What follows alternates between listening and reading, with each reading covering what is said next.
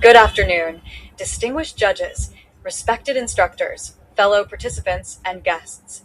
I gave this presentation on behalf of Betty Eswa from Ghana, representing the negative team in Group 1. Today, we will debate the motion. Should African governments adopt policies mandating genetic counseling for high-risk individuals diagnosed with breast cancer? While we strongly support expanding access to genetic counseling and genomic medicine, we firmly oppose making genetic counseling mandatory through government policy. Genetic counseling plays an important role in modern healthcare. It helps individuals and families understand inherited cancer risks, interpret genetic test results, and make informed healthcare decisions. For patients with hereditary breast cancer, particularly those carrying BRCA1 or BRCA2 mutations, counseling can provide valuable guidance for treatment, surveillance, and family risk assessment. However, the key issue in today's debate is not whether genetic counseling is beneficial. It certainly is. The real question is whether African governments should legally require every high-risk patient to undergo genetic counseling. Our position is clear.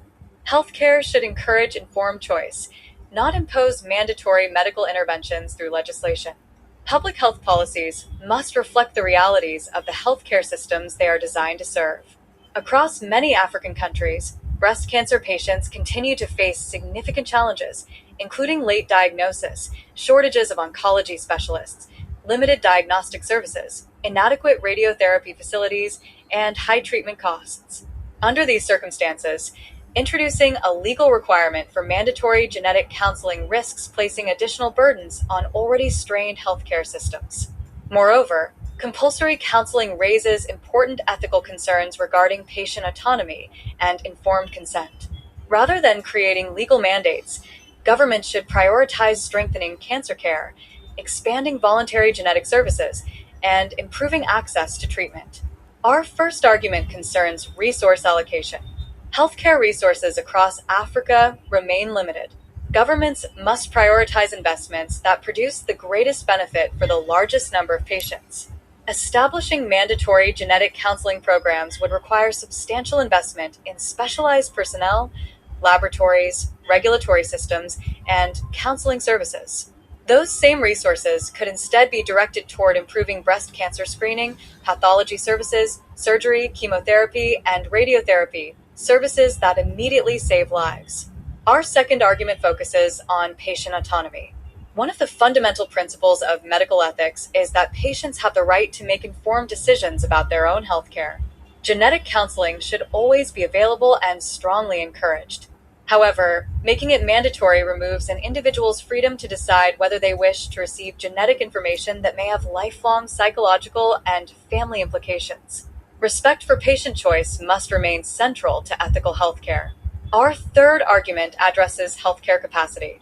Many African countries have very few trained genetic counselors or clinical geneticists. Most specialized genomic services are concentrated in major cities, while rural communities often have little or no access.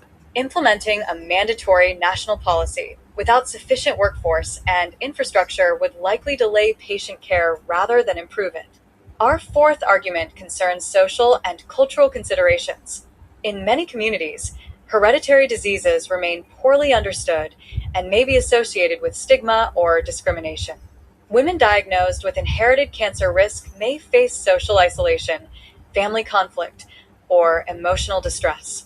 Without strong legal protections and comprehensive psychosocial support, mandatory counseling may unintentionally expose vulnerable individuals to additional harm. The affirmative team argues that mandatory genetic counseling will accelerate the development of genomic medicine and ultimately improve health outcomes. While we share the goal of expanding genomic services, we disagree that legislation is the appropriate starting point. Passing a law does not automatically create trained professionals, diagnostic laboratories, or sustainable healthcare infrastructure. Furthermore, identifying genetic risk has limited value if patients cannot access preventive surgery, specialized surveillance, targeted therapies, or ongoing clinical care. Policies should focus first on building healthcare capacity before introducing mandatory requirements that health systems may be unable to deliver effectively. In conclusion, our position is not against genetic counseling. On the contrary, We strongly support expanding access to high-quality, voluntary genetic counseling services across Africa. However, making counseling mandatory is neither practical nor ethically justified under current healthcare conditions. Governments should prioritize strengthening cancer care, investing in healthcare infrastructure, training specialists, and ensuring equitable access to diagnosis and treatment. Progress in genomic medicine should be achieved through education, investment, and patient centered care, not through legal compulsion. For these reasons, we respectfully urge the House to reject the motion. Thank you for your attention. Thank you very much for listening. We welcome your questions and look forward to an engaging discussion.